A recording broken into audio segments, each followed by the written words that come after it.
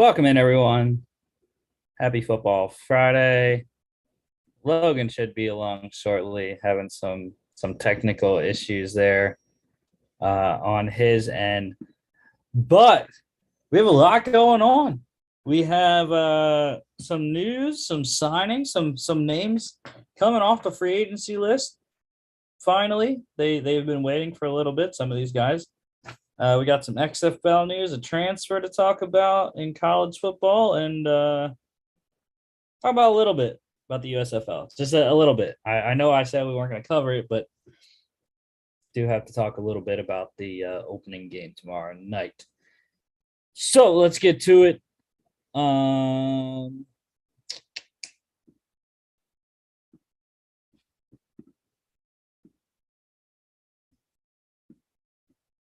And then we will end the show continuing our mock draft series. This is the second to last show with mock drafts, doing the 49ers and Broncos today. So starting off, we have some NCAA news. Former USC and Georgia quarterback JT Daniels has a home. It is in Morgantown, West Virginia. Yes, JT Daniels transferring to WVU to be a Mountaineer. And there he is. But yeah, JT Daniels, interesting going to West Virginia of all places. Not sure why he chose that. I mean, his transfer process was the weirdest, I think, because it was so open for one. And then for two, he took so long that most of the jobs filled up pretty quickly. And he was kind of the last big name player in the transfer portal, especially at the quarterback position. So, not sure why he chose West Virginia, but apparently he sees something. So we'll have to see. Get your audio connected, Logan. I think we're good. Am I coming in all right? Yeah, you're good. But you have any thoughts about the JT Daniels transfer going to West Virginia of all places? Really? He went to West Virginia. I thought it was interesting. I heard that Oregon State was in like the mix, and it's kind of a weird saga, but yeah, it is interesting because I haven't they been losing like some people? Like, didn't they have a couple people transfer out? I'm not sure. I'd be interested to see, because I believe Letty Brown is in the draft this year. That was really the only player that I really knew from West Virginia, other than the quarterback whose name I'm blanking on. That was their starter the last couple of years. Grier. Huh? Will Grier? No, Will Grier. That was a while ago. Graduated a while ago, a couple years ago.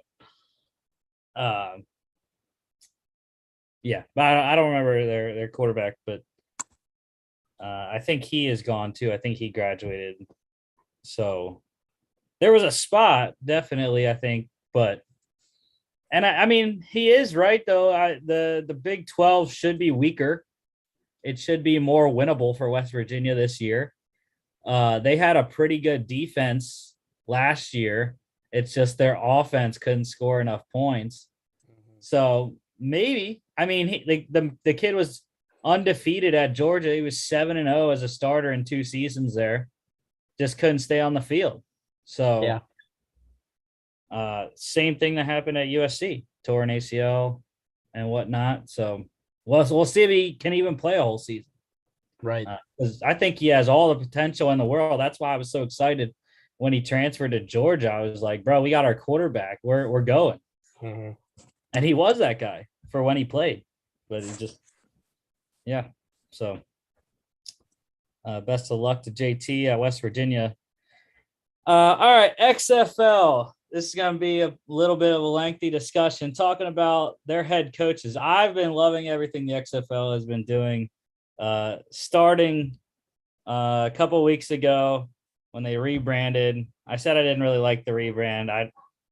It's just boring, the black and white logo to me. I don't know if they're going to spice it up, put some color in it or not, but we'll see.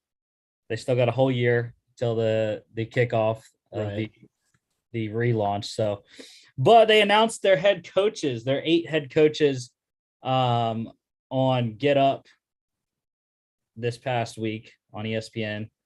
And they are, so starting off, Wade Phillips, massive get, I think. I mean, some of these coaches they got were just amazing hires. I don't know how they got them. I mean, I guess The Rock is just awesome. That dude. He's that dude. But yeah, Wade Phillips. So background on Wade Phillips, a head coach 3 times in the NFL for the Broncos, 93, 94, the Bills, 98 to 2000, and then the Cowboys, what I think people our age most know him for his Cowboys days, 07 to 2010. His last significant position in the NFL, he was the Rams defensive coordinator, 2017 to 19. Has done some consulting here and there in 2020, 2021. But 82 and 64 regular season record, 1-5 in the playoffs, so not that great, but regular season not too shabby. And he won a Super Bowl with the Denver Broncos as their defensive coordinator, Super Bowl 50 with Peyton Manning. Yep. Yeah, it's like you said, the people they've been able to kind of bring in. I'm just now taking a look at this kind of list. It's awesome. It's awesome for them. And the thing with Wade Phillips is he's like NFL royalty because who is his dad? Bum Phillips, right? Yeah, Bum is an NFL legend. So R.I.P. Bum. So it's good. Again, we've kind of been talking about how as much as the XFL can align itself with the NFL as they can is awesome. So yeah. Yeah, and almost all of the 8 coaches have some form of NFL playing or coaching experience. I think there's maybe all of them. All of them have either played or coached in the NFL.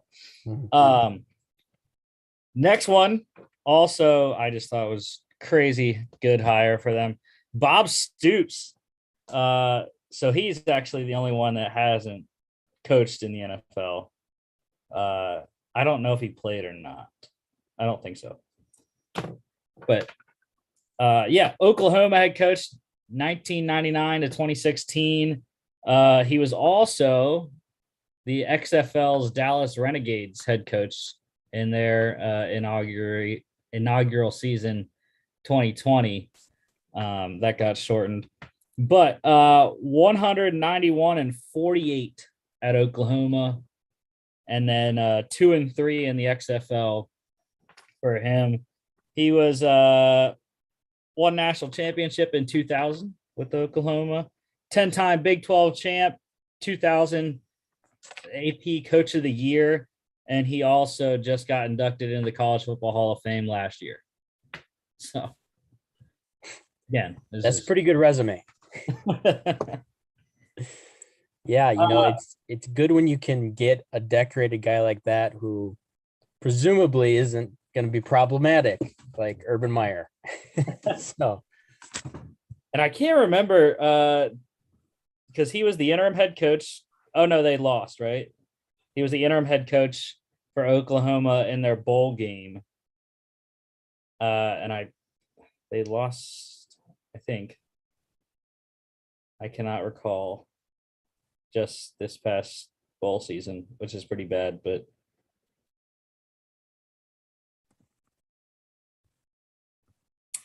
no, they won. They crushed don't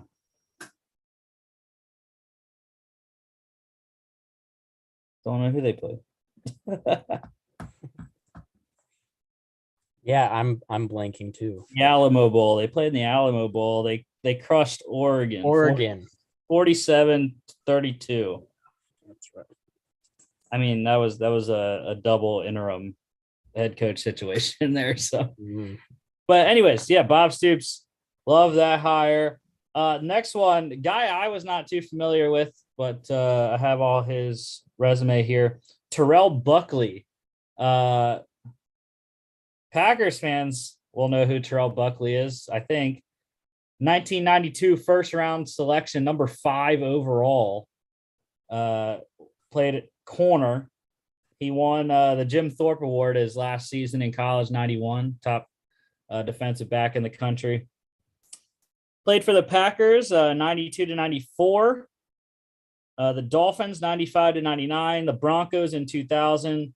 Patriots, 01 to 02. Dolphins again in 03. Jets in 04. And the Giants in 05. Won Super Bowl 36 with the Patriots over the Rams. 396 solo tackles, 50 picks, 6 pick sixes, 10 forced fumbles, 13 fumble recoveries, and a fumble return for a touchdown. His coaching career, he's been a cornerbacks coach most of his career, not surprisingly. But he coached the corners at Akron from 2012 to 13. Same position at Louisville, 14 to 15. Same position at Mississippi State, 16 to 19. And then he went to Ole Miss to coach corners as well, 20 to 21. So, yeah, that is Terrell Buckley. Did they just release who the head coaches are, or did they like say which teams are gonna have them? Well, whoever gets them, they're gonna have a no-fly zone. Yeah, they haven't released. I think they have.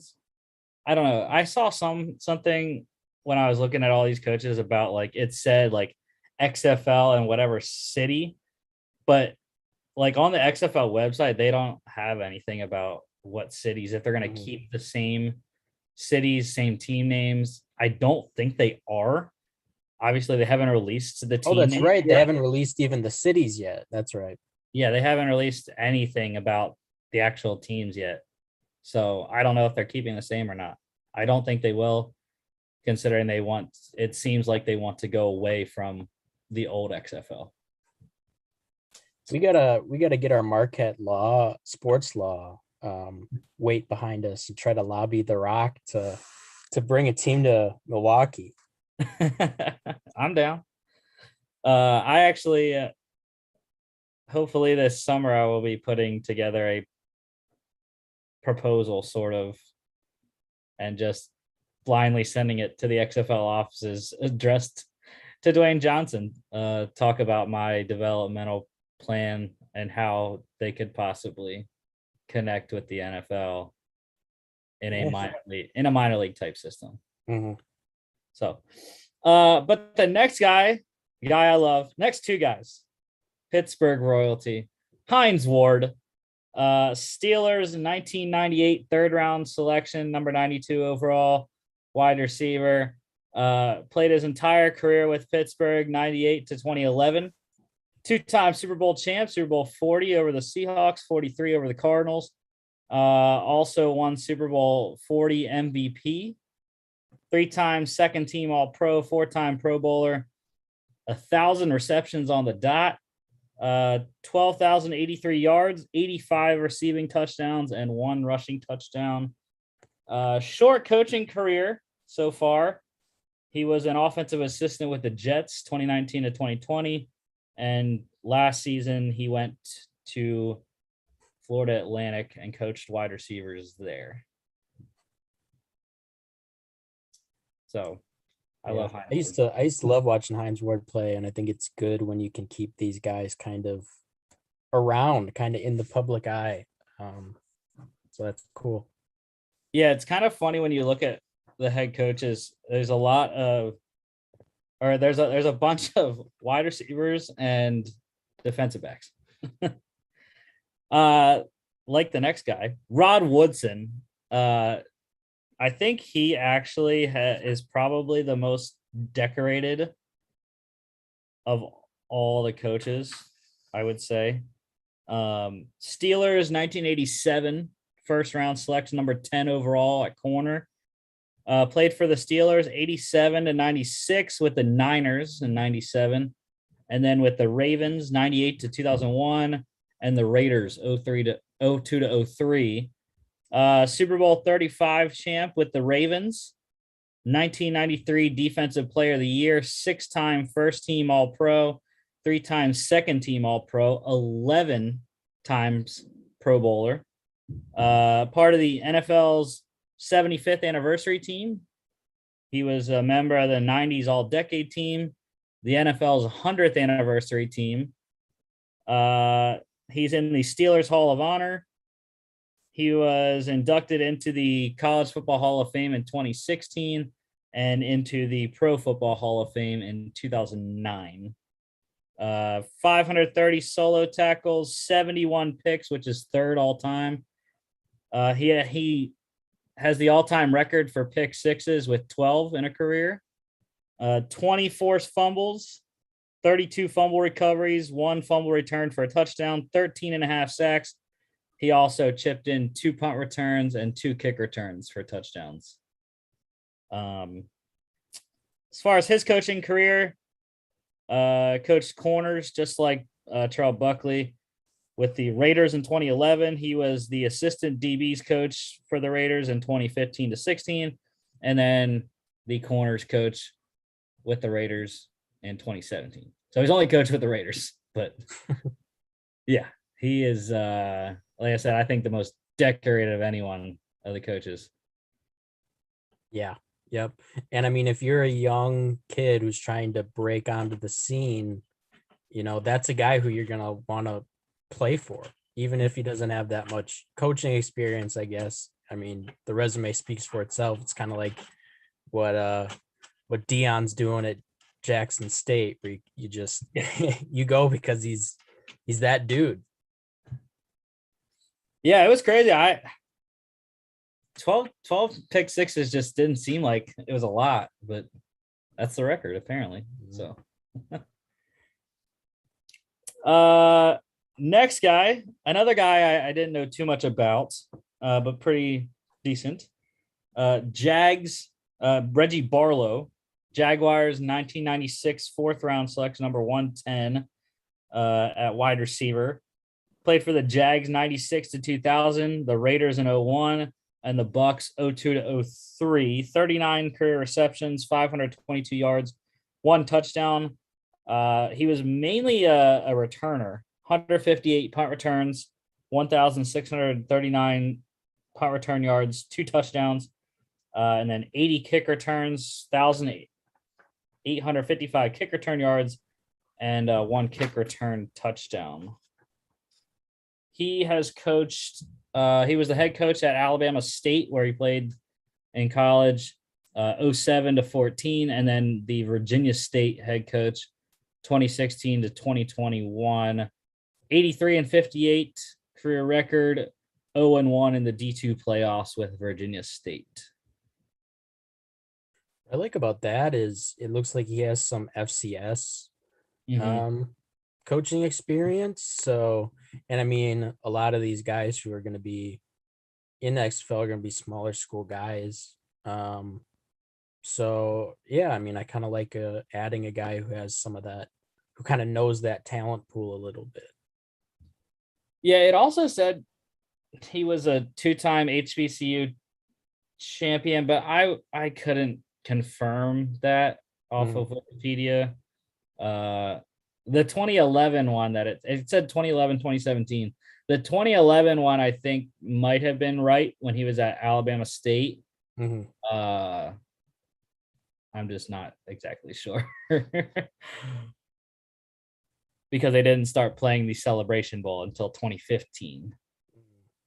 The MEAC SWAC considered HBCU national championship.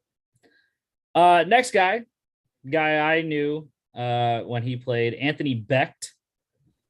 What I didn't remember for him, probably because I was only 4 years old, he was a first-round draft pick of the Jets in 2000, number 27 overall at tight end.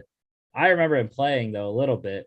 Played for the Jets 2000 to 04, the Bucks 05 to 07, and then the Rams in 08, the Cardinals in 09. I think that's where I remember him most from, that Super Bowl. And then the Chiefs in 2011. 188 career receptions, 1,537 yards, and 21 touchdowns. Yeah, Travis Kelce gets close to those numbers in a season.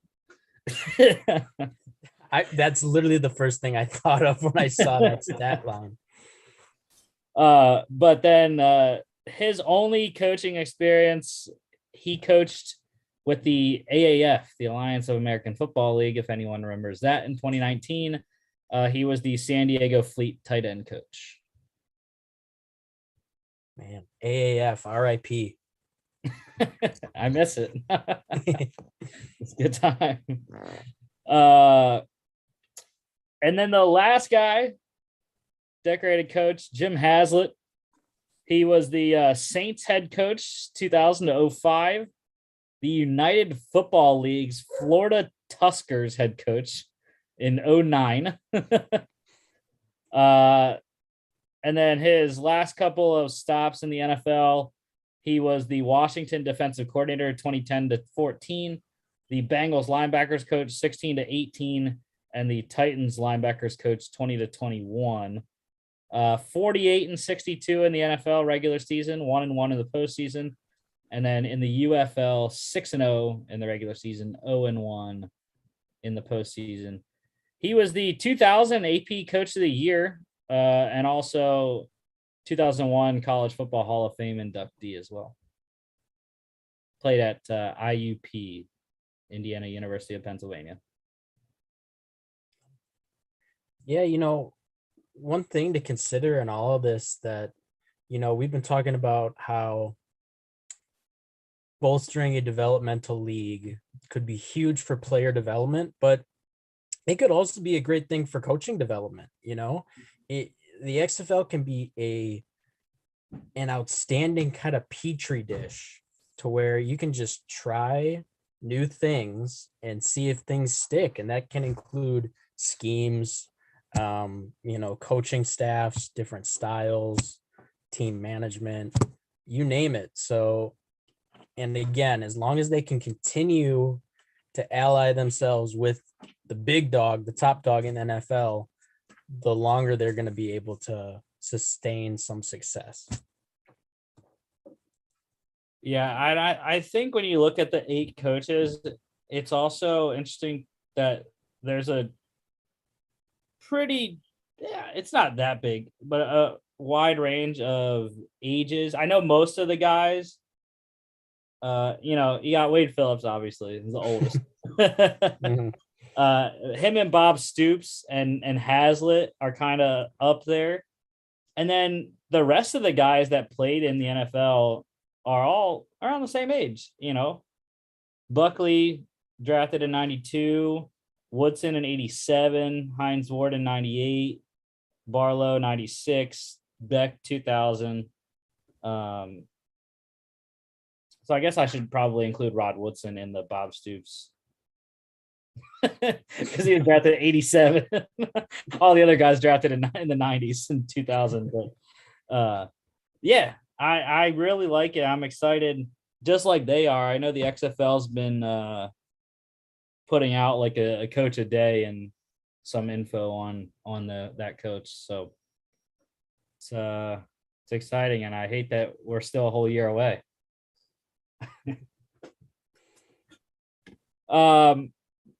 All right. I know I said we weren't going to talk about the USFL or cover it, but I will. I do have to say the USFL kicks off tomorrow. There's only one game tomorrow. It's a triple header on Sunday, Easter Sunday. I don't know why they did that. That's probably the dumbest thing, but but yeah, there's one game tomorrow. So looking at it, I didn't get a chance to look at the Sunday games or the teams' rosters that are playing on Sunday. But for tomorrow's game, it is the New Jersey Generals and the Birmingham Stallions. Obviously, all games played in Birmingham. So the Stallions are the home team, and that is who I'm picking. Actually, I on DraftKings they have the Stallions as a 3-point favorite. So I guess the books agree with my evaluation of each roster. But I'm gonna list some guys that I either knew about from before or like I'm listing all the quarterbacks. And then, or if I looked at their profile and they were drafted, or I knew them from that when they played in the XFL or the AAF prior. So starting off with the Stallions, their two quarterbacks, Alex Magoo from FIU and Jamar Smith, Louisiana Tech. I believe Magoo will be the guy to start. I can't confirm that because I don't actually know. But I would think that Magoo would be the guy. He was a 7th rounder, I believe. That's one I didn't write down. On whether he was, I believe he was. He got drafted by the Seahawks.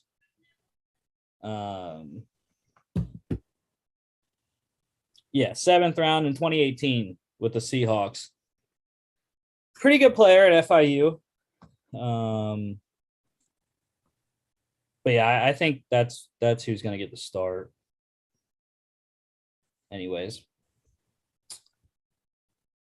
there are a couple of running backs that I liked on their roster or that I knew. CJ Marable. I was surprised this kid didn't make it on any practice squad last year. Undrafted out of Coastal Carolina. I thought he was pretty good, but obviously didn't make it. Latched on with the USFL here, so I'm excited to watch him. And the other running back I knew was Tony Brooks James from Oregon. Has played in the league sparingly, and he's a good one as well. The 3 wide receivers that I have written down: Manasa Bailey, Morgan State. The only reason I remember him was he played on the Eagles for a little bit. I had a cup of tea there, along with a couple other teams.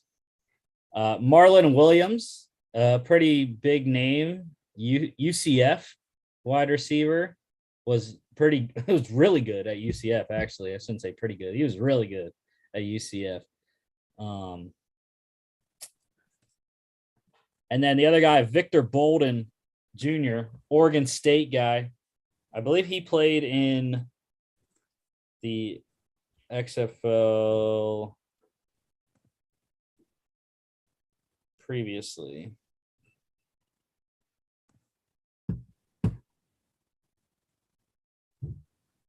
No. But I knew him because he played. Yeah, he was with the Niners, Bills, Lions.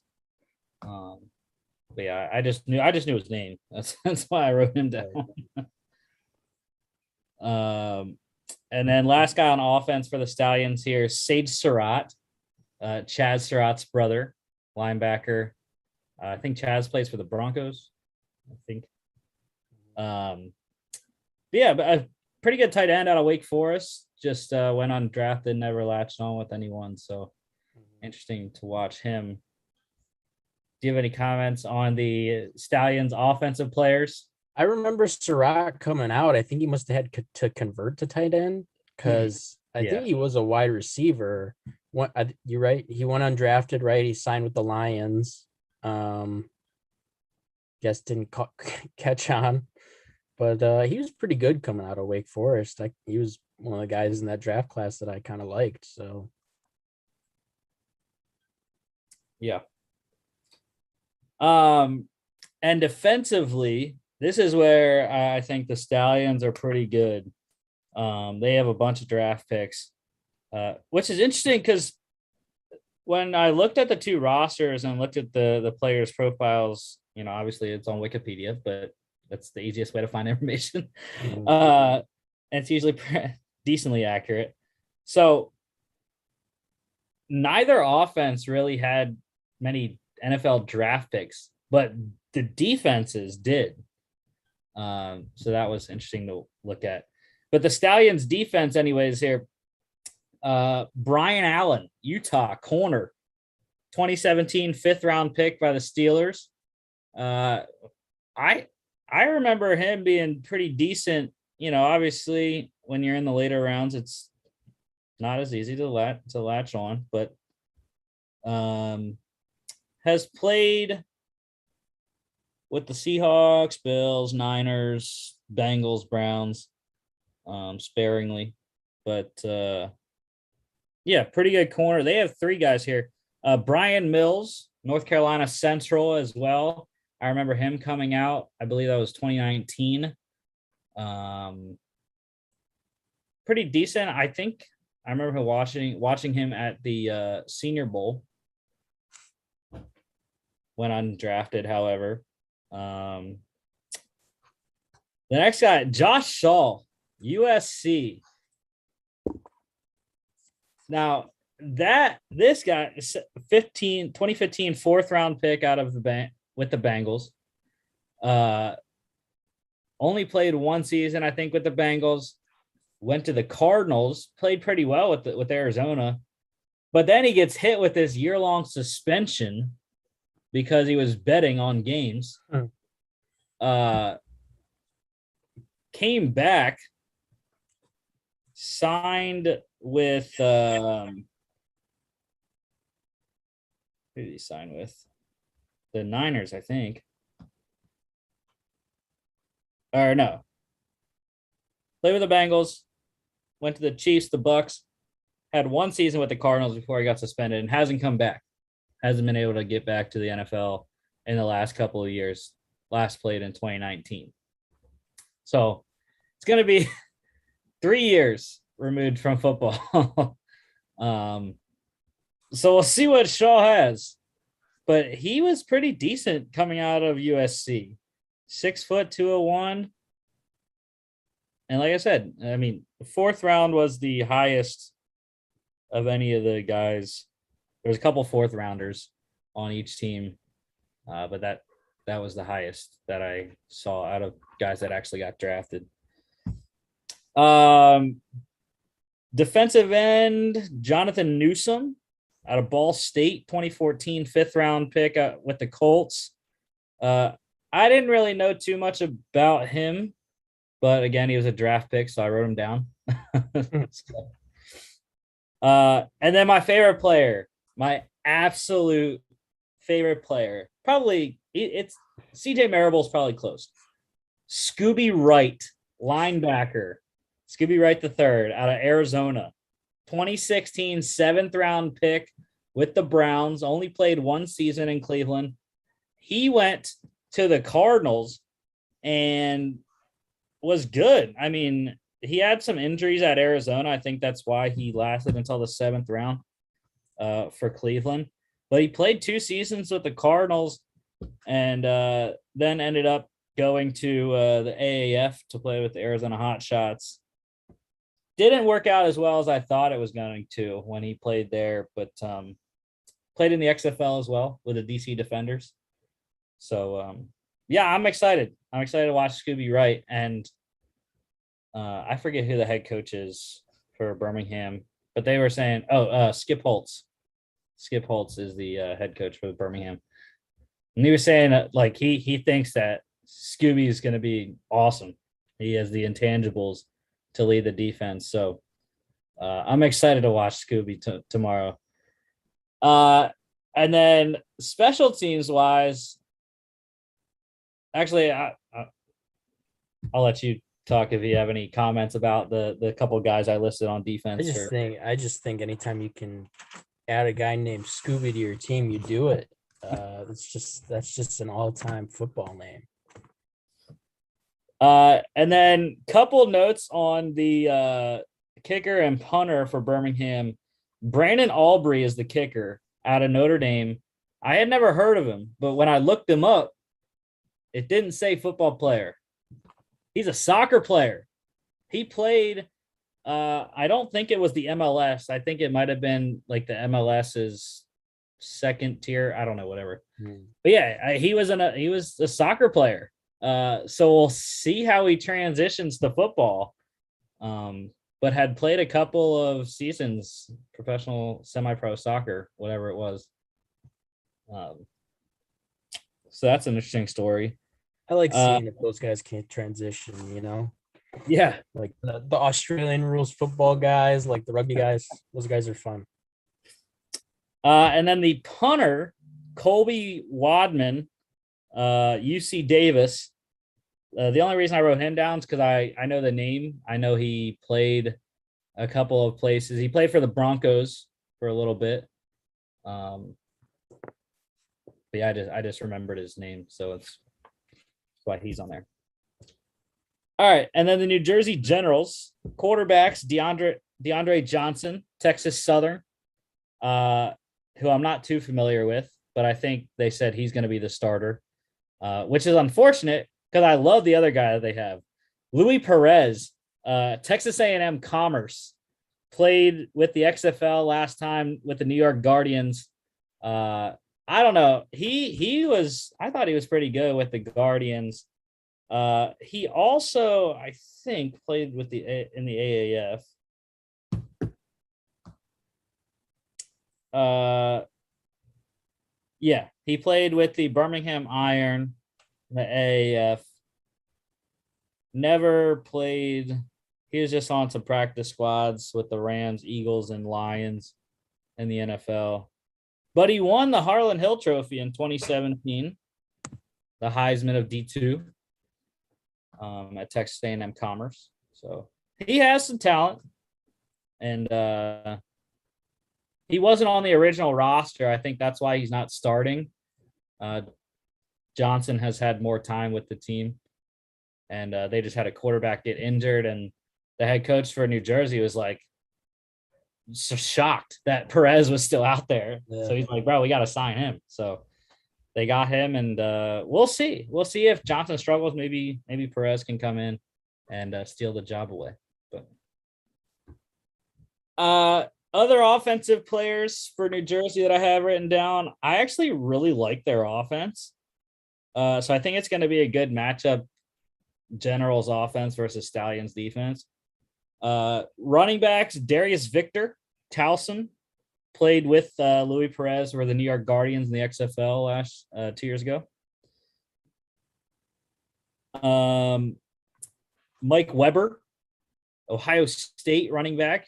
I remember him. He was really good at Ohio State. 2019 7th round pick with the Cowboys.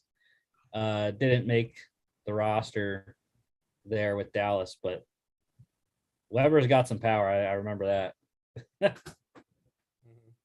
And then last running back here, Trey Williams, Texas A&M, played with the Seattle Dragons in the XFL. Wide receiver, a couple guys here. Darius Shepard, North Dakota State. I don't have too much on him. I just remember him played with the Packers for a little bit. Packer legend Darius Shepard. Remember him. And then another Packer. Now we should sign him. Another Packer. This guy was a draft pick of the Packers, though. Jamon Moore. Yep. Missouri, 2018 4th round selection of the Packers. So it's Packers galore on the New Jersey Generals. Yep. Yeah, that was the draft class. We drafted like 3 mid-round guys. He was one of them. I think Equanimous, St. Brown, and MVS were the other 2. Yeah. Yep.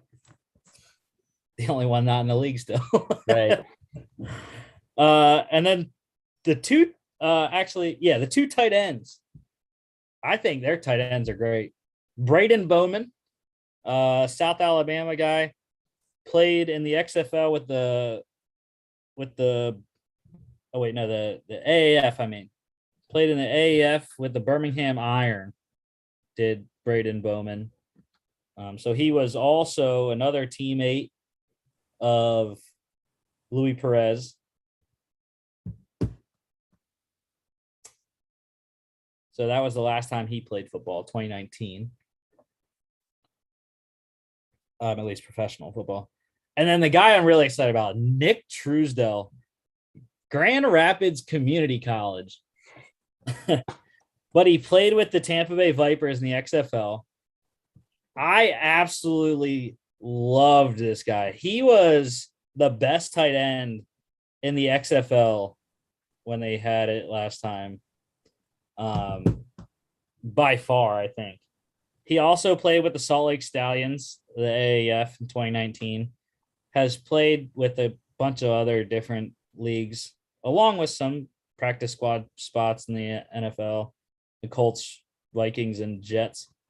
But yeah, I think that's an awesome gift for them. I mean, he's got massive size, 6'5", 246. So really good. And I think he's going to be a star if he's got a quarterback that can get in the ball. And then I actually have some offensive linemen here. 2 draft picks. Robert Myers out of Tennessee State, 2015 5th-round pick with the Ravens. And Terry Poole, who I remember, he played with the Dallas Renegades in the XFL. San Diego State, 2015 4th-round pick with the Seahawks. So those are the offensive guys I have written down. Your memory's much better than mine. I do not remember these guys at all. I mean, it is tough when a lot of these guys were drafted in like anywhere from 15 to 19. And it's like, it's already 2022 now. Even the 19 class is getting a little foggy for guys that didn't make it. Not as many defensive players written down as I did for Birmingham. I didn't know many of their defensive guys, and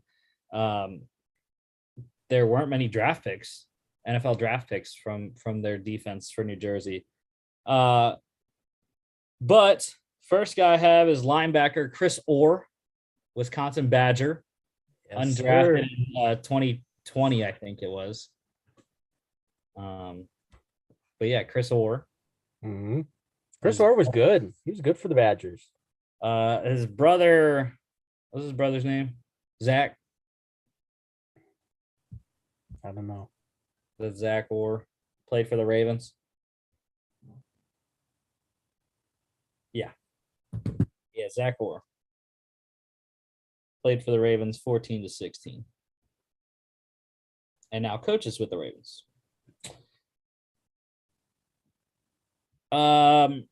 Next guy here, corner Devontae Bosby, Pittsburgh State, which is in Kansas. For those that don't know, Pittsburgh, without a H, Pittsburgh without a H. But yeah, I mean that's a prominent D2 school, anyways.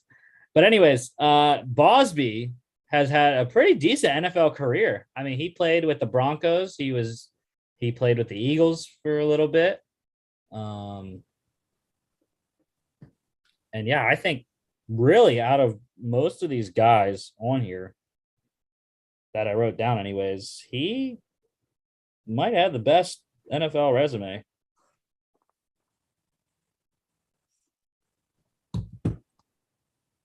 Yeah, undrafted in 15, but played for the Bears. Like I said, the Eagles, played with the San Antonio Commanders, the AAF, with the Broncos for a couple years, and then hasn't been able to make the active roster or didn't last year, but was with the Raiders and the Patriots part of the year on their practice squads. And then last defensive player I have, Shalom Luani, Washington State safety, 2017 7th-round pick with the Raiders.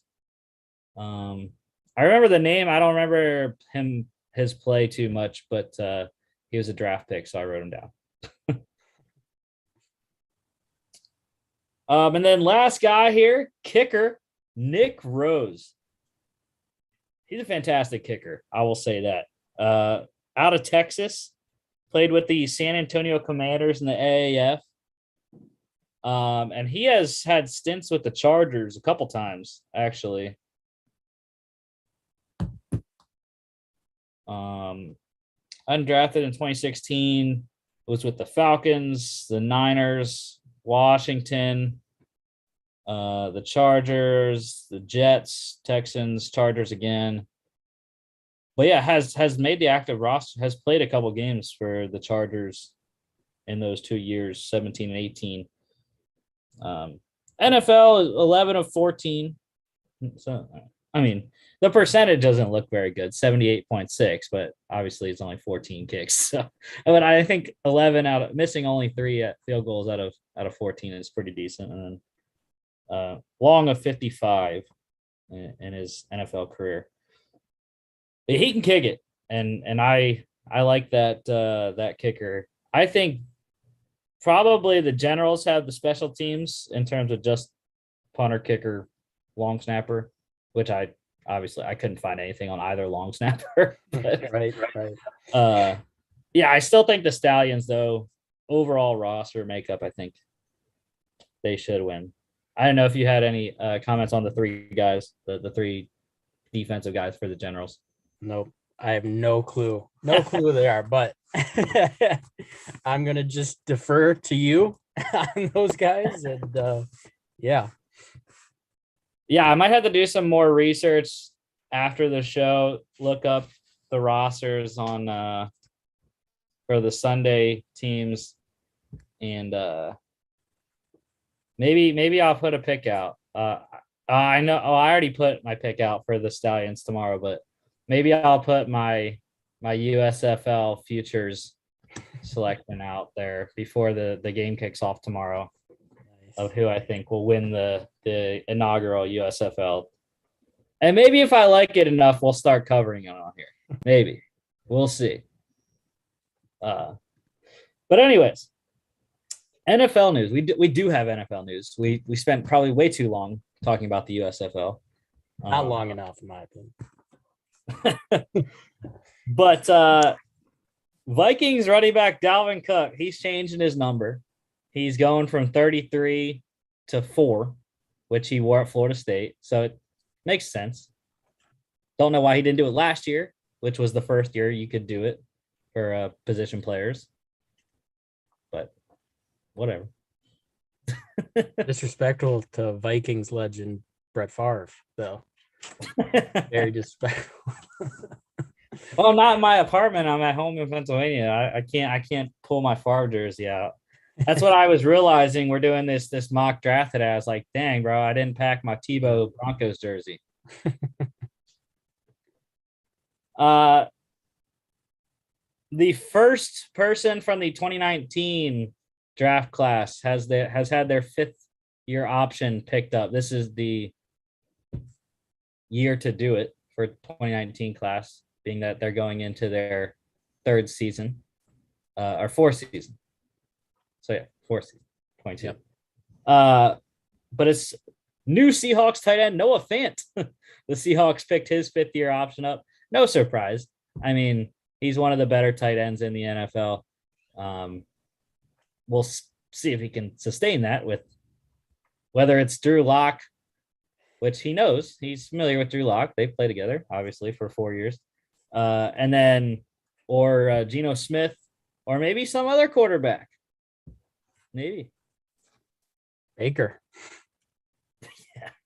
I'm not talking about NFL quarterback. I'm talking about a draft to maybe a Desmond Ridder get there in the 2nd round, early 2nd there. Or a Matt Corral. But we had some money getting thrown around as well this past week. The Raiders, they signed quarterback Derek Carr 3 years, $121.5 million extension through 2025. So there is nothing. The rumors have to stop now, everyone. Everyone that's been saying Derek Carr is going to be gone from the Raiders for the last 3 years. And he's stuck there through multiple head coaches. And now he's going to be there for another 3 years, another 4 years, because his total contract is now 4 years, $141.3 million. It includes a no trade clause, this new 3-year deal. He is now 5th in per year quarterback average at $40.5 million.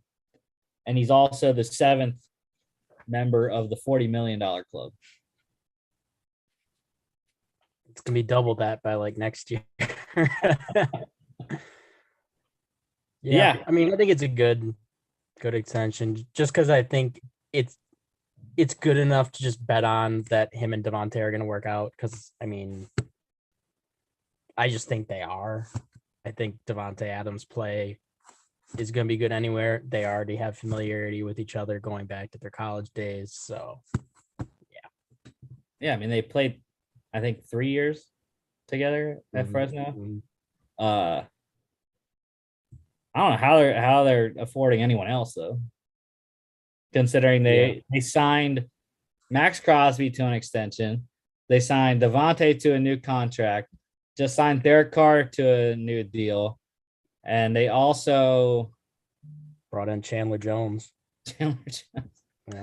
I think there was one other guy that they signed a big deal with.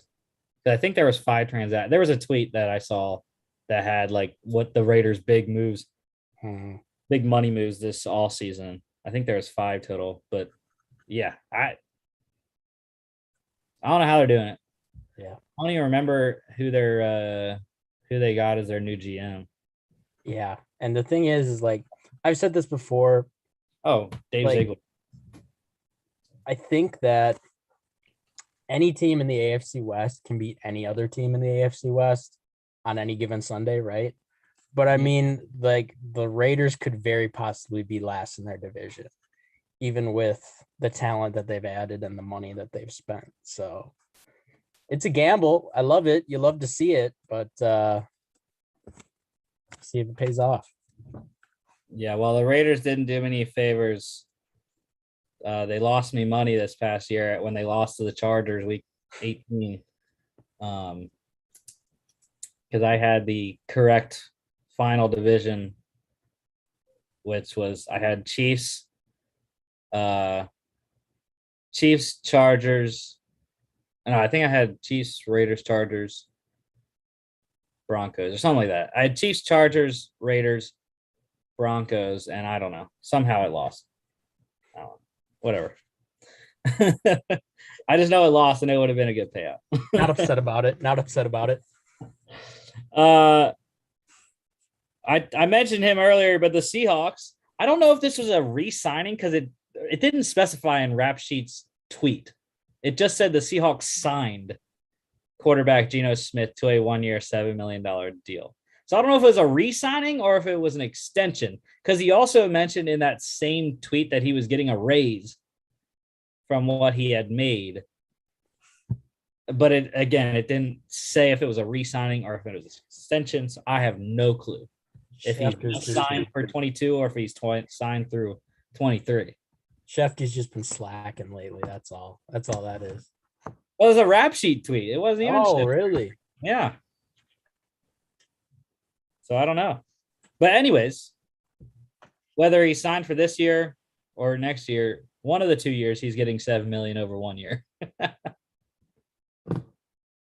Because I had already assumed that he was still on the team and that he was going to compete with Locke to start. So I don't know. I have it written down as a re-signing. So we're going to go with that. Also re-signing. Cardinals getting back wide receiver AJ Green on another 1-year deal. I think they needed it with Christian Kirk gone now. I don't know. I guess they need that insurance also with Hopkins becoming injury prone the last 2 seasons. So he's a pretty similar in terms of skill set to Nuke. So yeah, I mean, I think he carved out a nice role for himself last year. So barring a serious, fall off in play, which I mean is possible. He's very old at this point by football standards, right? But yeah, I think he turns 33 this season. Yeah. So, but I think it's a good re-signing. That's a great tweet that Field Yates just put out, and you're gonna hate it. Talking about the Packers. Yeah, let's hear it. The Packers haven't used a first round pick on a wide receiver, running back, or tight end since '02. I believe that was Javon Walker. Yep. 19 straight drafts without such a pick marks the longest streak by a team ever in the common draft era. 22 picks at 22 and 28, plus a need at wide receiver. Feels like that streak could come to an end. Will it though? It's going to. It's gotta. Will it though? Dude, I was actually talking to our friend Darius yesterday, and I told him, I said, I could fully see a situation where we take a defensive lineman and an offensive lineman with those 2 picks, and then just, we draft like an upside guy in the second round. I could totally see that situation happen. Aaron's gonna retire if there's not a first round pick wide receiver. But anyways, some free agency signings, some big names getting signed. I guess we're officially into the second wave of free agency now, 2 weeks before the draft. That some of these big names, they're like, we gotta sign now, or else we're gonna be waiting until August probably. So the Colts, I was surprised at this number that he got. But the Colts signed corner Stephon Gilmore. 2 years, $23 million, $14 million guaranteed. I was shocked when that contract came across the Twitter feed.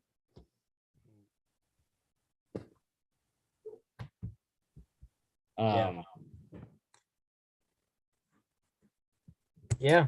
I mean, I think it's a good signing. They had a need at cornerback. He fills that for them. And I mean, I like the Colts. I like the Colts roster going into next year, especially with Matty Ice at the helm. Yeah, and I mean, their defense should continue to be very good. Mm-hmm. With what they've done this offseason, new defensive coordinator Gus Bradley coming in to fill Matt Eberflus's place. And, they got Gilmore.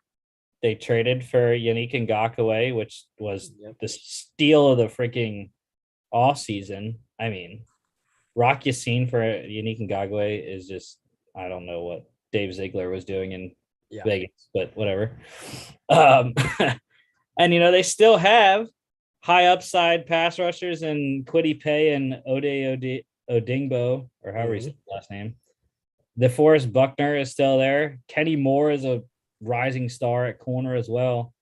And they just signed Rodney McLeod last week too to go to safety. So, I mean, Colts defense, I'm drafting them in fantasy for sure. Mm-hmm. I think apart from the Dolphins, I'm not sure there's a team that has this offseason who has better materially changed their roster than the Colts. Like, bringing in a guy who's as consistent as Matt Ryan is going to be so huge for that offense. Like, they can still have JT as like the bell cow dude. We're going to power run at you. And then we're just going to have Matt Ryan like manage the game. And our defense is going to be really good again. So I like the Colts, man. I like the Colts going in next year. Well, I mean, when you said all that, I mean, all you got to do is look at the 2016 Atlanta Falcons.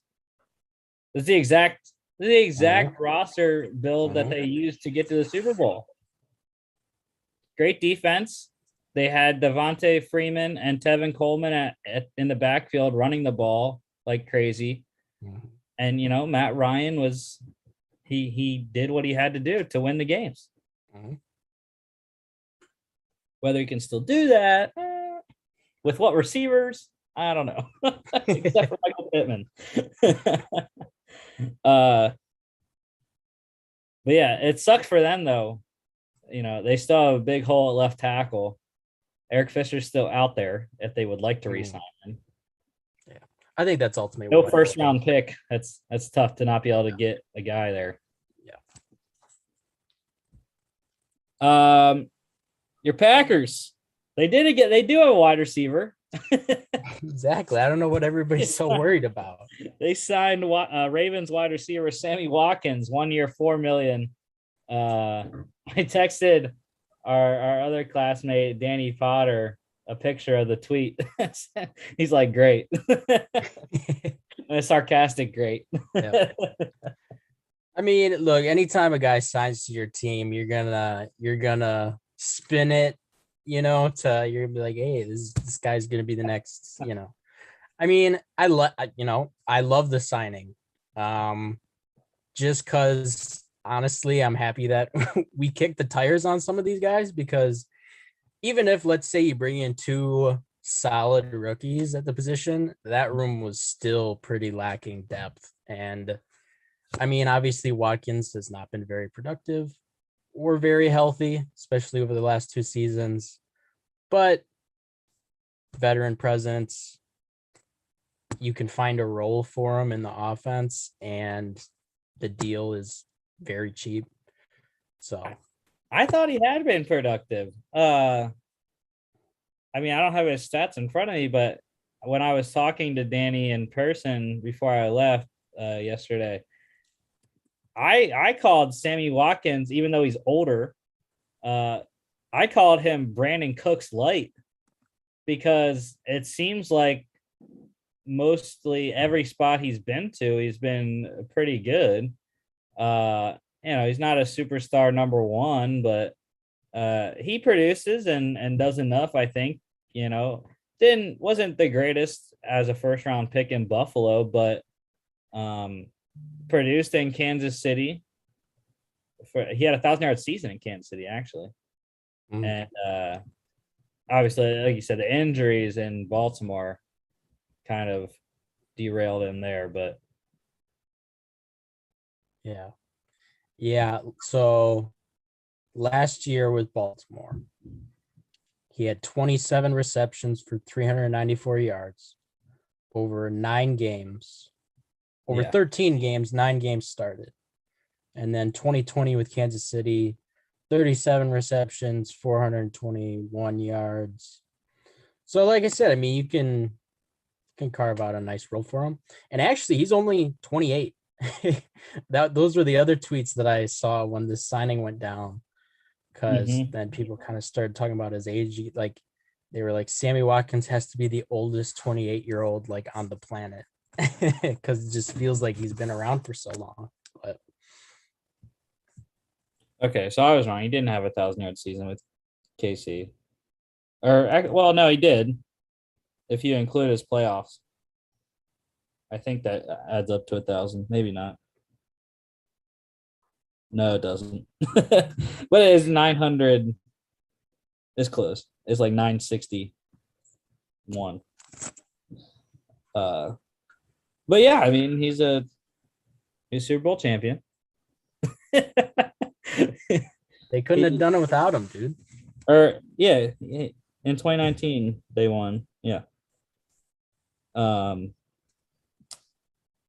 So, but yeah, he's had 1, 2, 3, 4, 5 seasons over 500 yards. So, but yeah, he's only played one full season. That was his rookie year, 2014. Yep. So, but yeah, I like the signing because it gives depth, and it doesn't materially change what hopefully their strategy should be, which is we got to get some dudes in here in this room to really compete. Yeah. The Niners talked about him visiting San Fran, and now they have signed Colts defensive end Kamoko Toure. Nice addition to their defensive end / pass rush room. 1-year deal there, 5.5 sacks with the Colts in 2021. So again, like I said, rotational pass rusher that can give you some numbers. The Falcons, they signed Titans tight end Anthony Firkser, and this put into my mind, and I didn't look it up, so I'm gonna do it right now.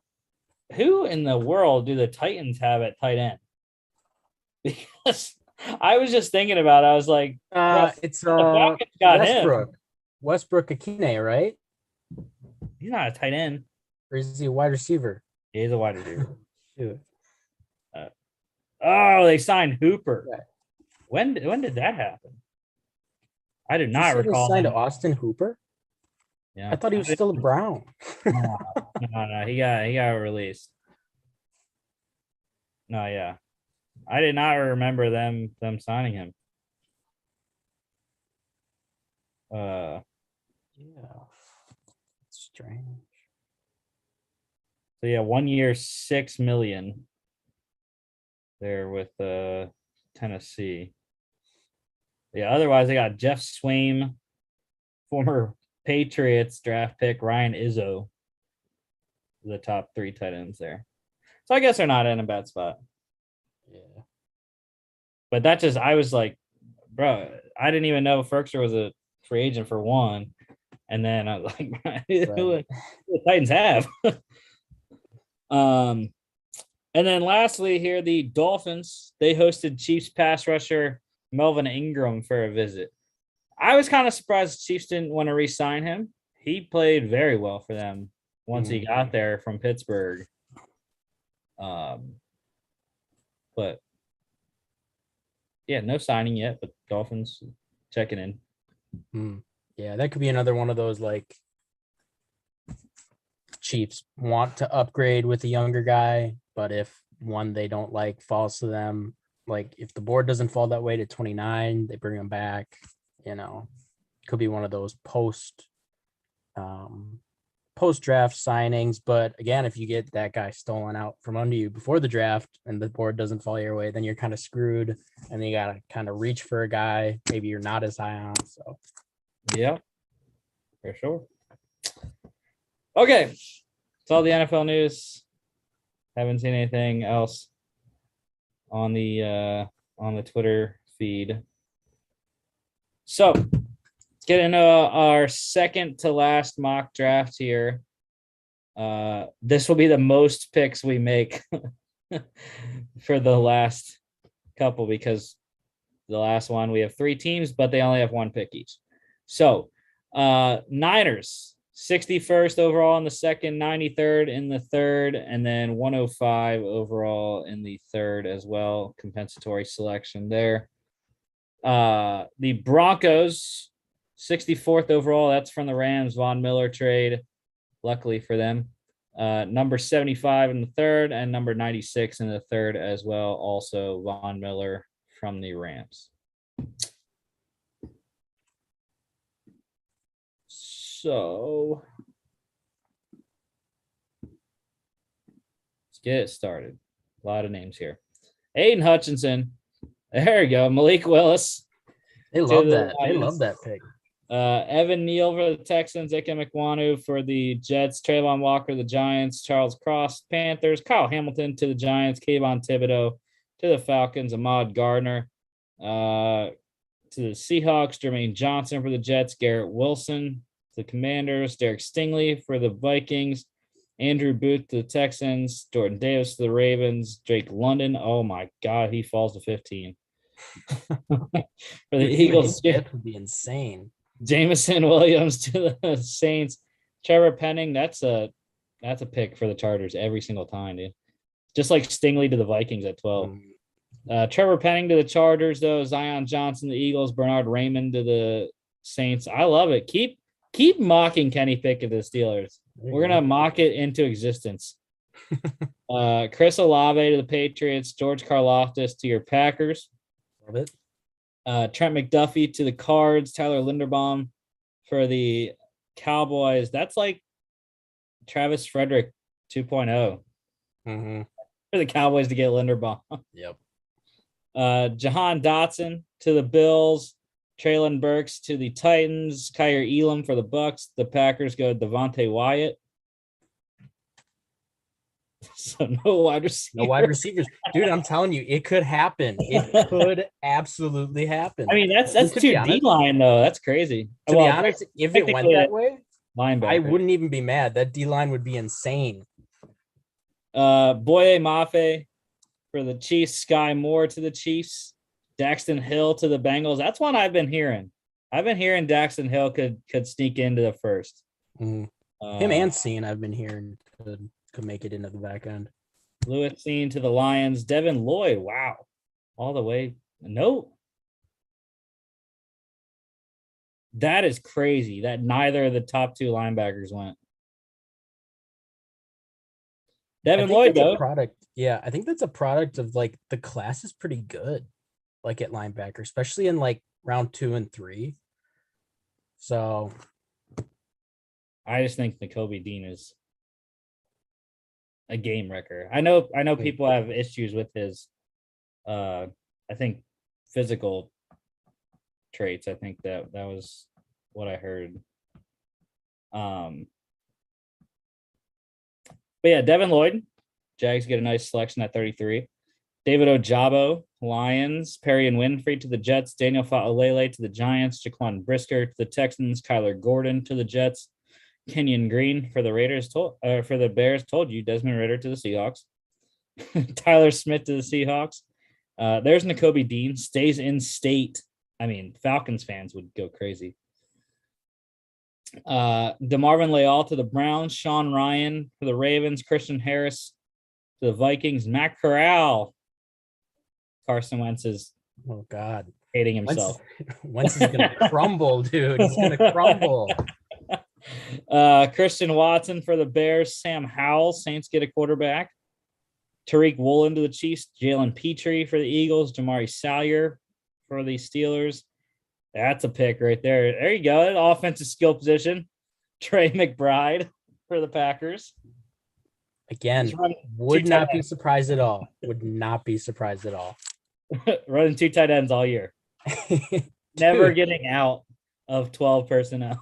If the board broke this way, what they would do is then they'd sell us on like a power, just like 4 running backs, 4 tight ends, like you get them in a rotation.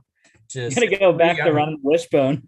Dude, right? Yeah, they're gonna bring back the power sweep from like the 60s. Like it's just 3 yards in a cloud of dust. Quay Walker to the Patriots. Kenneth Walker to the Cardinals. I think we saw that one last time too. Roger McCreary for the Cowboys. Breece Hall to the Bills. George Pickens. Dang, Falcons are cleaning out Georgia. I mean, they might as well. They're right there. They're an hour and a half away. Just have them drive over. David Bell, there's a wide receiver to the Packers. Travis Jones for the Bucks. So we're finally up here with the Niners. So Niners, it says interior offensive line. We do have one there if we want to. Dylan Parham. I'm just gonna pull up the Niners depth chart, see what it looks like on the interior O-line. So starting 3 right now, West Virginia guy, Colton McKivitz, former, what was that, 5th, 6th rounder? 5th, 2020. Alex Mack, obviously is center, and Daniel Brunskill, one of the better guards in the league. So I think they're looking to upgrade McKivitz at left guard, if anything. What other needs we got? Corner, that's a big one. I mean, they signed Travarius Ward from the Chiefs. They also have Ambry Thomas, Emmanuel Mosley, Dante Johnson, and Darquez Dennard. Ambry Thomas, he was a rookie last year, wasn't he? Like a 4th round pick or something like that? Yeah, 3rd round. Yeah. I mean, they like some of their guys. Mosley, Thomas, and Johnson. I think they like all 3 of those guys, and they got Ward. So I don't know if corner's the biggest thing there. Wide receiver could be obviously Debo. Don't even know what Debo is at this point. But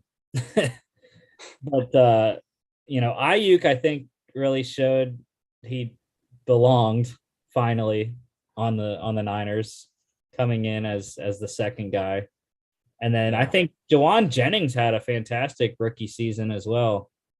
Or second year? Yeah, second year. 7th rounder in 2020. But they signed Malik Turner from the Cowboys. And they also signed Ray McLeod from the Steelers. I don't know if they signed Marcus Johnson as well from the Seahawks. They also have former Cardinals draft pick Keyshawn Johnson as well. So yeah, I mean, I'm fine with going interior O line right here with Dylan Parham if we need to. Plus, it's a huge part of that offense, just getting guys who can move. Yeah, because he's the only one that's there. I don't think that they would go running back once again, considering they all already have Mitchell, Jeff Wilson, JaMychal Hasty, and Trey Sermon that they drafted last year.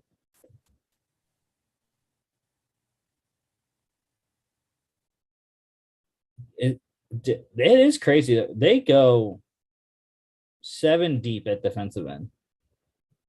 Edge rush is not a need. I don't care what that thing says. D Ford, Nick Bosa, Samson Abukum, Kerry Hyder, Kamoko Ture, Jordan Willis, and Charles Omenihu. I think that was probably before like the Kamoko Ture signing. I think probably they just haven't updated that yet. I don't think that one would have swayed it. I mean, they have Ture as the third left defensive end right now. They don't even have a backup. That's what I'm saying. Like for depth reasons, it doesn't seem like that much of a need. I mean, unless you just wanted to just kick it up to 11, get Cameron Thomas in there. That dude is a hoss. Actually, you know what? I think if we want to go for a starter, definitely Dylan Parham makes a lot of sense. They do have Justin Skule there as well at guard. And a guy they drafted in Aaron Banks out of Notre Dame. But linebacker, I'm just looking at my guy Chad Muma, who I love out of Wyoming. The starting 3 are pretty good. Azeez Al-Shaair, Fred Warner, and Drake Greenlaw. Warner, obviously, fantastic. One of the top guys.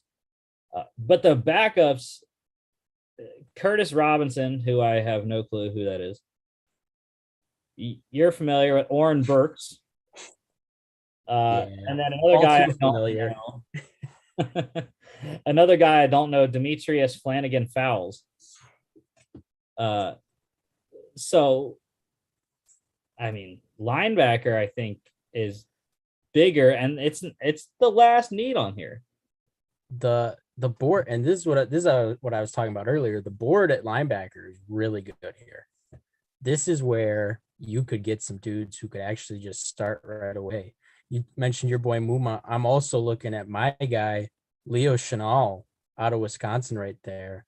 Chenal is a tank. Okay. He's 6'2", he's 250 built. Like, dude is just ripped, but he's also a freak athlete. His relative athletic score came in at like 9.99 or something nuts. So both those guys would be, if you put them next to Fred Warner and Greenlaw, that would be probably the best linebacker unit in the league.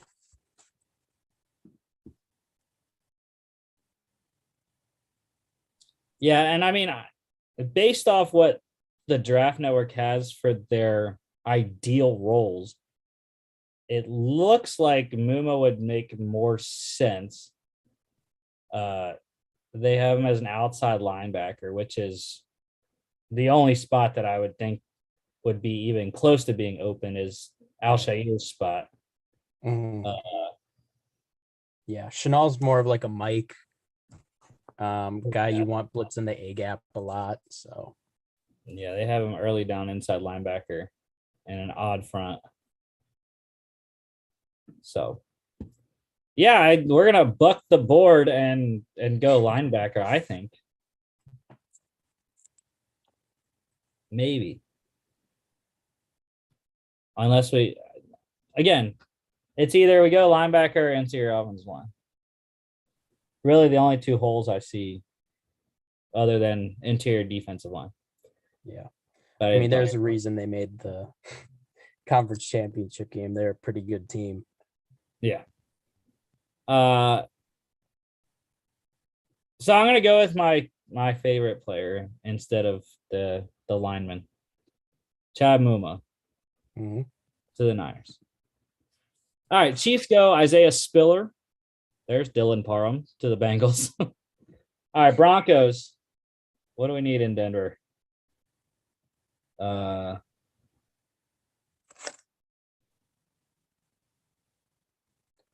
They say edge. But again, I've been just dismantling the Draft Network's need chart every mock draft. So, I mean, Karen, we have three guys right there that are fantastic. So, yeah, I would say edge is probably right. Obviously, Bradley Chubb. Malik Reed isn't bad. Jonathan Cooper, they drafted that last year. Yeah, 7th round last year. They signed Randy Gregory. Yeah, I don't know why he's not on the depth chart. Oh, because they listed him as a defensive end. Yeah. Interesting. Is he gonna play DN though? In a 3-4? I wouldn't think shot. So.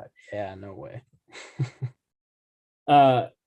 So I mean, if you put that in there, then maybe edge isn't a need, but I mean, we do have three guys that are right here.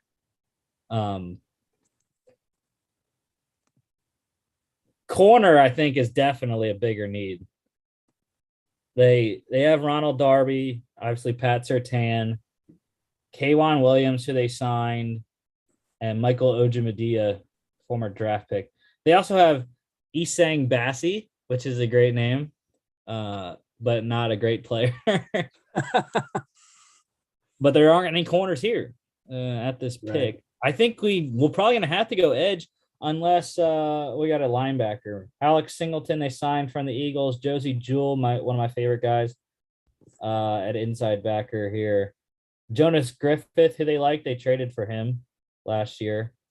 Justin Sternad, Baron Browning, who I like. So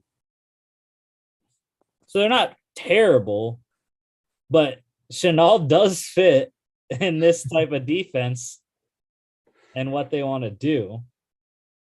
I have allegiances to Josie Jewell and Alex Singleton. Yeah, you don't want to create the situation, bad situation for them. I don't know. I don't know what to do. I think, you know, to make sure that your boy Josie Jewell still has a job.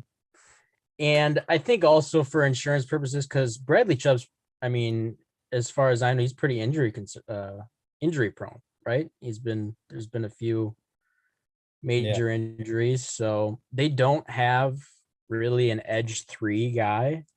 And I mean, in today's NFL, you kind of need at least 3, because on 3rd and longs, you're sub packaging in multiple pass rushers. So I think there are 3 good options right there on the board in Thomas, Logan Hall, and Josh Paschal, who I love out of Kentucky.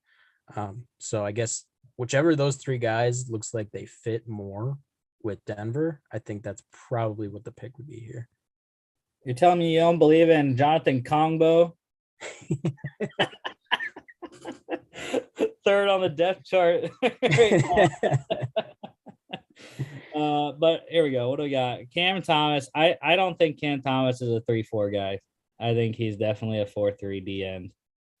At least in my starting defensive end. There you go. 4-3. Logan Hall. I don't know as much about Hall. He's similar. He's a tweener. Any Oh, he's a tweener because he's he could 5 tech that can reduce inside. All three of those dudes are actually heavy. They're all units. I think Paschal's like 270. Oh, good Lord. 283? Yeah. So we have 0 out of we're 0 for 3 on outside linebackers though. With these 3 guys here. So that's fantastic that we have edge rushers that don't fit the scheme. I think scheme fits overrated sometimes too. I think sometimes you just take the talent, you just figure it out later. You know what? I'm gonna say screw everything that we just talked about for the last 3 minutes. Because there's a guy right here named Isaiah Likely, and looking at their tight end depth chart, Albert O is the starter, which is fine, but he doesn't have his best friend from Missouri and Drew Lock throwing in the ball anymore. Right. And they signed, I don't know if they signed this year or they've had him on the roster last year. Eric Tomlinson is the second guy. And then a guy I don't know, Sean Bayer, is the third. So you paid all those picks to get Russell Wilson. I mean, air raid, baby. Why not? Yeah. But they don't need receivers. Jerry Jeudy, Cortland Sutton, Tim Patrick, KJ Hamler, top 4. They're fine. Probably I could see them drafting a 5th guy on day 3 just to compete with Kendall Hinton, Seth Williams, Tyree Cleveland, and Travis Fulgham. But they do need a running back too. The backup to Devontae, the backup to Devontae Williams right now is Mike Boone, but there aren't any running backs right here. So I'm going for it. I'm going Isaiah Likely. Yeah. Lock it in. Get Russ a nice security blanket. Jags, John Mechie. Wow, look at that, Trevor Lawrence.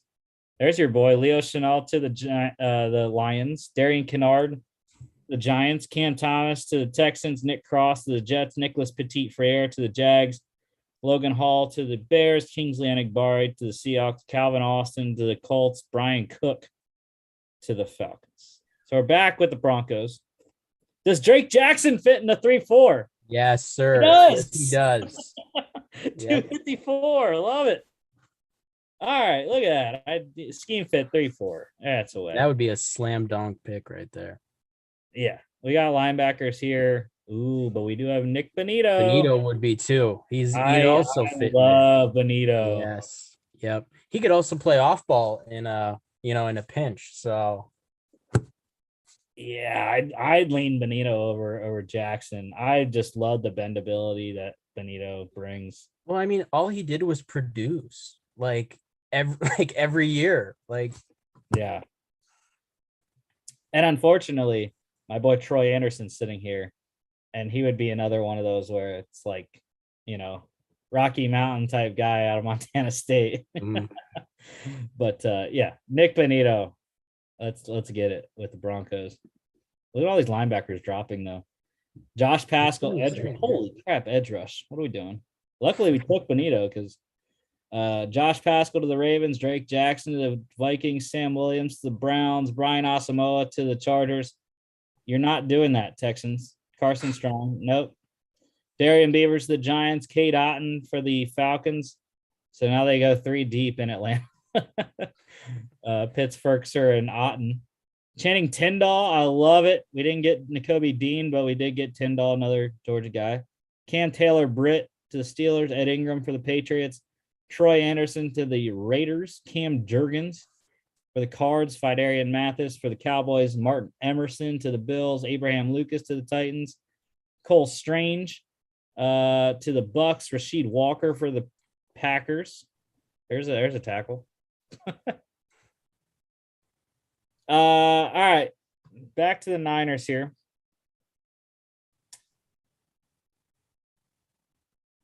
Interior offensive line we don't have. Too bad we have Mitch Wishnowsky, or else I'd say let's draft Matt Araiza and go for it.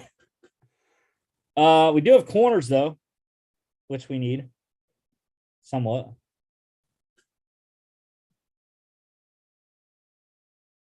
Interior defensive line.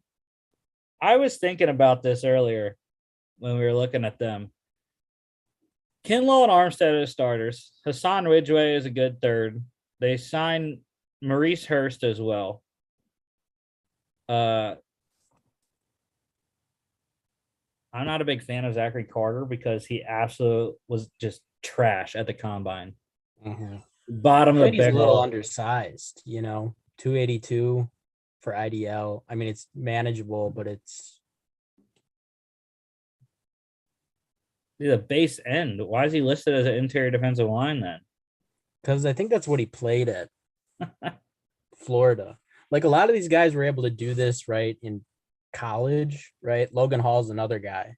Like he played IDL at Houston. I think they had him as a 3-tech, but that's probably not going to be like what he is at the next level unless he bulks up. So yeah, and we didn't take an edge rusher, but they don't need it because they go freaking 10 deep at edge rusher.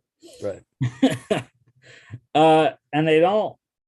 I was also looking at possibly getting another tight end to back up Kittle. I think they like their guys though, Dwelly and Charlie Warner. So corner it is. We got 3 guys here. Alontae Taylor, Marcus Jones, Josh Williams.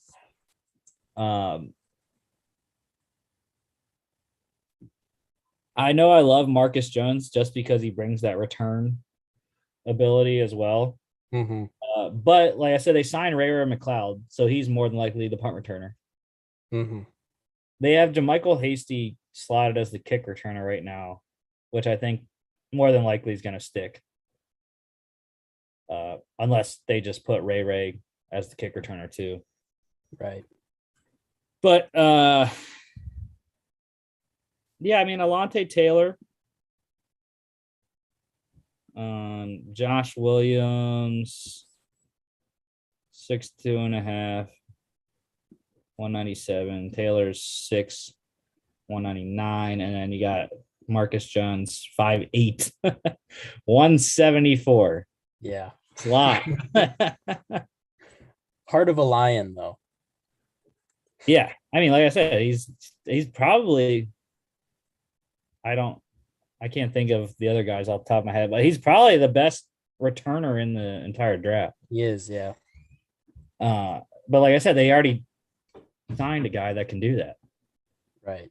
Unless they want to, give Ray a little bit more work in the passing game. I mean, the Steelers used him in the passing game a bunch. He wasn't that great. Yeah, I mean, I'm probably leaning toward Alontae Taylor though. Yeah, he's shorter than Williams is. Williams is coming from D2, Fayetteville State. And I've seen Williams all over the place in terms of like, it's like who you ask. Like Draft Network obviously has him as a 3rd rounder. I've seen him be a 7th rounder. So yeah. All right, let's get a corner Alontae Taylor here for the Niners. Chiefs go Kirby Joseph. Bengals Greg Dulcich. There's your Uzama replacement. And the Broncos. And look at that. James Cook is a I said they needed a backup for Javonte Williams to upgrade over Mike Boone. Unless they don't want to do that and just give Javonte Williams, Derrick Henry type touches. But I don't think. I mean, what's the depth at running back look like? Because maybe they could wait, until like round 4 or 5, get a couple guys to maybe replicate that. Like their depth or draft depth? The draft depth, yeah. I mean, we got Cook, Brian Robinson, Beatty, Kyron Williams, Damian Pierce, Shad White, Zamir White, Ford, my guy, McCormick. Mm-hmm. Yeah, I love these guys down here. Good. That's probably the cutoff right there. Right. Tyler, but that's like 10 dudes. Even more. Yeah. Abram Smith's good. Jerry Ely. Zonovan Knight at 257. What? Yeah. That's what I'm saying, dude. This is it always is, right? There's always a bunch of guys you can choose from. Yeah. My thing is, we've been talking about, maybe them getting corner. Marcus Jones is still on the board here, I think, right? There's Letty Brown I was talking about. All the way 394. Yeah, Marcus Jones still here. We do need corner. What do they have in the return game here? All right, so yeah, they need a returner. Kendall Hinton is both the punt and kick returner right now, backed up by a formidable guy in KJ Hamler. Mm-hmm.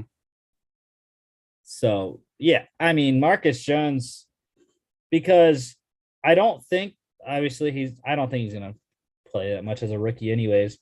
They signed K'Wan Williams to be their slot corner anyways. Mm-hmm. So I mean, yeah, I think bringing in Marcus Jones in dime situations and have him be the main returner on punts and kicks would be a pretty good scenario for the Broncos. Mm-hmm. Yeah, I like it. Jalen Tolbert for the Lions, Jeremy Ruckert to the Saints, Damari Mathis for the Browns, Josh Williams to the Ravens, Tyreek Smith for the Eagles, James Cook to the Dolphins. I am sorry, James. I'm very sorry. I mean, that's a horrible backfield to go to. I mean, they have way too many people already. Yeah, too many cooks in the kitchen. Yeah. Cordell Volson to the Chiefs, JoJo Doman to the Rams. I think those two guys go those same picks every single mock draft. Everyone. Volson to the Chiefs and Doman to the Rams every time. Yeah. So we do have an interior offensive lineman. Look at that. It worked out for us. That we can just get Spencer Burford to compete at interior line. Mm-hmm. Yeah, again, unfortunately, we have Wisnowski, or I would say let's go all in and draft Matt Arise in the 3rd round. I don't think safety. They do need safeties, but there's not one. Yeah, so I think Spencer Burford perfectly fine. Yep. He looked like 6'5", 295. Oh, 295. Damn. A little light there. Like 15 pounds light. He does fit the zone run scheme, I guess. Yeah. Developmental starting tackle, though. Well, you're going to play guard, bud. Well, they do need, though. They don't have a swing tackle right now, in my mind. Anyways, Jalen Moore and Alfredo Gutierrez are the projected backup tackles behind Trent Williams and Mike McGlinchey. Yeah, you could use some insurance. Alfredo Gutierrez. Who in the world is this kid? Come on. My Wi-Fi is not. Just show me his bio. That's all I want to see. He's big. 6'9", 332. Maybe we're sleeping on them, dude. Jeez. I didn't know they had Thanos on their team. I don't know why my phone's not working right now.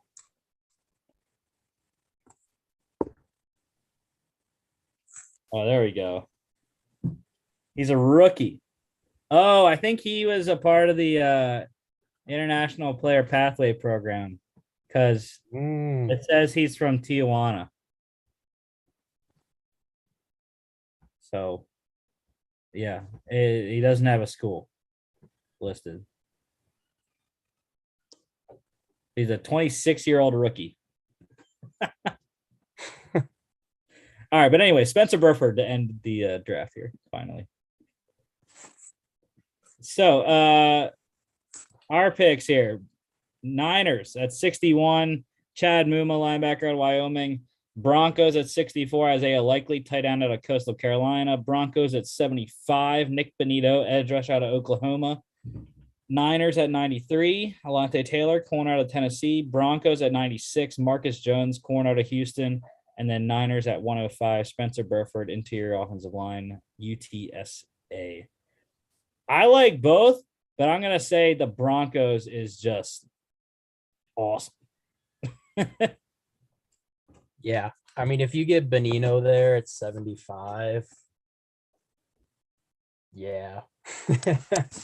Him and Marcus Jones, I mean, those are two guys that can impact your team right away. One in special teams, one in defense. So,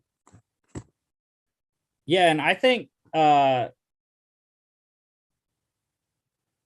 just closed that tab that I didn't want to close. I don't know where Albert O is in terms of how he's developed his blocking, because I know Isaiah Likely can't block right now. He's definitely a pass catching tight end. So if we can get Likely in that role and then, have Albert O be the blocking guy. I mean, they do have a blocking guy in Eric Tomlinson if Albert O can't do it, but yeah, I think Likely could have a pretty good season for Denver. But yeah, those are our picks. Chris has been down and out. COVID's going through his house, he said. So he'll get those up. So sometime. But next week, draft week 5. And I didn't know what we were going to do next Friday or draft Monday. So I decided we're going to have a kind of just a general Q&A, burning draft questions. I'll make some up and we'll discuss. Sounds good. Hopefully we have some news to talk about. Maybe some free agent signings, maybe some draft rumors to talk about. But yeah, that is the show for today. Don't forget to follow us on all our social media at FAA Podcast on Instagram and Twitter. FAApodcast.com is our website. And check us out here on YouTube, Spotify, Facebook, Apple Podcasts, iHeartRadio, etc. Appreciate it, Logan.